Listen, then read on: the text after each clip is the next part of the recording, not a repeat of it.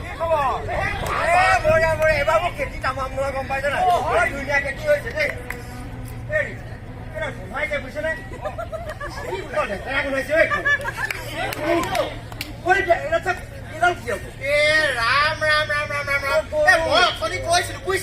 গৰুটো বোলে অকমান চুকলে দি পুতি দিব। মই উখলে গৰুটো পেলাব পাৰো, ইমান ডাঙৰ গৰুডাল মই পেলাম বুলি কৈছো। এতিয়া বোলে থাকক, কি কৰো এতিয়া? কি কৰিব মানে হয়তো চাওক, হয়তো শগুন এটাও মৰি আছে, হয়তো খাই পেলাই মৰিনি। ডক্তৰ এজন আহিছে, সেইজনে কৈছে বোলে প্লাষ্টিক চিক খালে যে হয়তো কিবা পেটত কিবা হ'ল, কিবা কিবি ক'লে বুজি নাপালো বাৰু। কৈছো শুন, এই গৰু পাকত যদি 4টা কোৱা শুনিছো বাৰু। পাগলি পাগলি বাকী কেইটা পৰা উলিয়াই খায়। প্লাষ্টিক খাই চাগে বিকপিয়া হ'ল। তাকে কি হৈ যাব? এই সপোনটো তাকে খাই মৰিলে আকৌ। এনেকে হলে দেখোন আমাৰ চৰাই চিৰিকটিও নাইকিয়াই হ'ব। আমাৰ যে একেবাৰে কুকুৰা ডাকত কাউৰী ডাকত আমি খাই পাওঁ। এতিয়া যদি এইবোৰ নাইকিয়াই হয়, আমাৰ অলপ বাৰু বিপদ হ'বনে? আগতে যে আমি গাঁও পৰা মনত আছে নে? বগলীয়ে এতিয়াতো বগলী নাইকিয়াই হ'ল, কেনেকে হ'ব কওকচোন?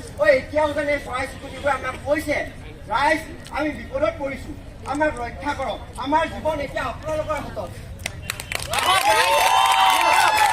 সকলো আহক, আহক আহক আহক।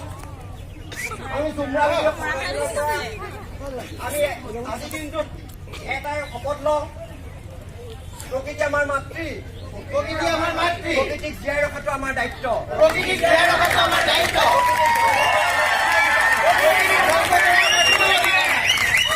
আমি দেশত শংকৰদেৱৰ এষাৰি বাণী, এটা বৃক্ষ 100 পুত্ৰৰ সমান, এই বাক্যৰে আমি এইটোৱে শপত লওঁ, আমাৰ পৃথিৱীখন চিৰসেউজ কৰি পেলাওঁ।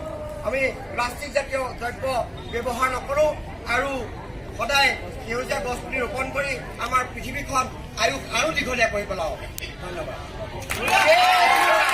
সকলোৱে এনেকৈ গছ পুলি নিশ্চয় ৰুম। ধন্যবাদ।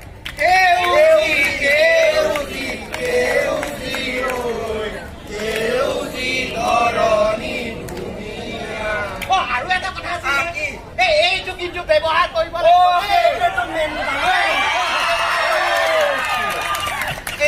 য'তে ত'তে একো বস্তু নেপেলাব, এইভাগে পেলাব আৰু দেই। আমি কথা আৰম্ভ কৰিলো, সকলোৱে যাতে আৰম্ভ কৰে আৰু দেই। গতিকে সকলোৱে গছ পুলি ৰুওক আৰু এইটো ব্যৱহাৰ কৰক। ধন্যবাদ।